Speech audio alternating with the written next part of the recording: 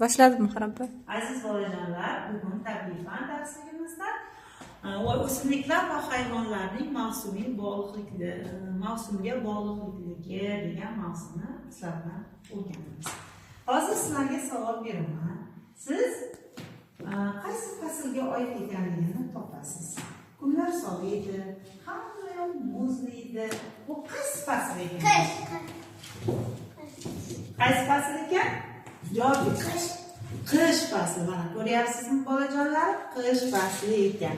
Ikkinchisi kunlar isiydi, gullar ochiladi.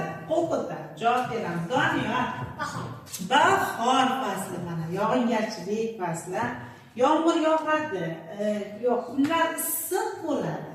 Va bolajonlar maza qilib cho'milishadi.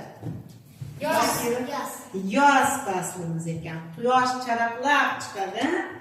Yomg'ir yog'adi, barglar sarg'ayadi. Bu nima ekan? Qaysi fasl ekan?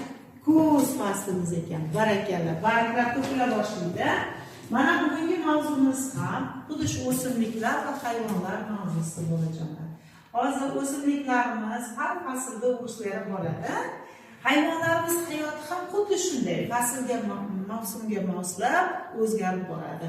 Qishda ular ayrim hayvonlarimiz uyquga kiradi, ayrimlari yemish ozuqa qidirib o'z hayoti uchun kurashadi. Hayvonlarimizdan tashqari o'simliklarimiz ham bahor kelishi bilan uyg'onib, kurtak nima qiladi? Chiqara boshlaydi. Bahor fasli tugagandan keyin u yoz faslida mevalari nima qiladi? Pishadi. Kuz faslida yana hosillarni nima qilamiz? Yig'ib olamiz. Nega javob bermaysiz? Hozir sizlar bilan biz mana shu o'simliklar va hayvonlarga oid 5 barmoq metodini qo'llaymiz. 5 barmoq metodi.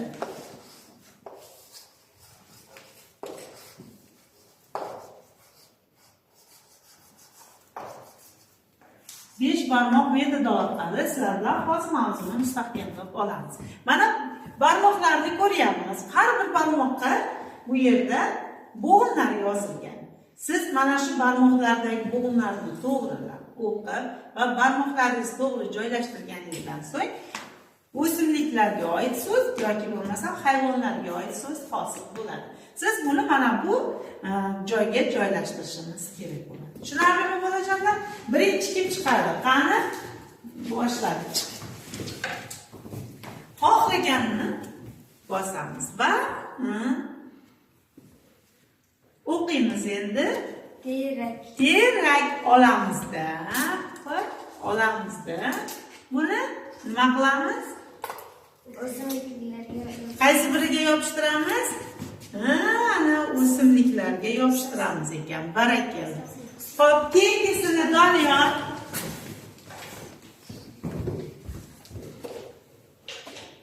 Qanday bo'g'indan hosil qilding? Quyon. Buni qaysi biriga yopishtiramiz ekan? Hayvonga yopishtiramiz ekan. Barakalla. Hayvonga nargisini olamiz. Qani olib ketchi? Ana bu yon. Keyingisiga Madina chiqchi qizim. Endi qaysi birini tanlaymiz? Qani? Barmoqlarimiz to'g'ri kelsin. Nima ekan? Karam. Bu nimaga kiradi bolajonimiz? O'simlikka. Barakalla. Juda ham yaxshi. Karam. Ana endi keyingisini bahora chiqadi. Qani bahora? O'qib beringchi. Rayhon. Bu nimaga kirar ekan qizim? O'simlikka. Juda ham yaxshi. Barakalla. O'simlikka. Qani nima chiqsin chiqani? Bakirov, Shahzod. Muslima chiqdimi? Nima ekan? Bo'ri. Bo'rida nimaga kiradi? O'simlikmi, hayvonlar? Hayvonlar dunyosi. Barakalla. Demak, o'simliklarni ko'proq topamiz. Ana endi Muslima qizim chiqsin chiqqani, nimani topamiz endi? Oxirgisi ekan.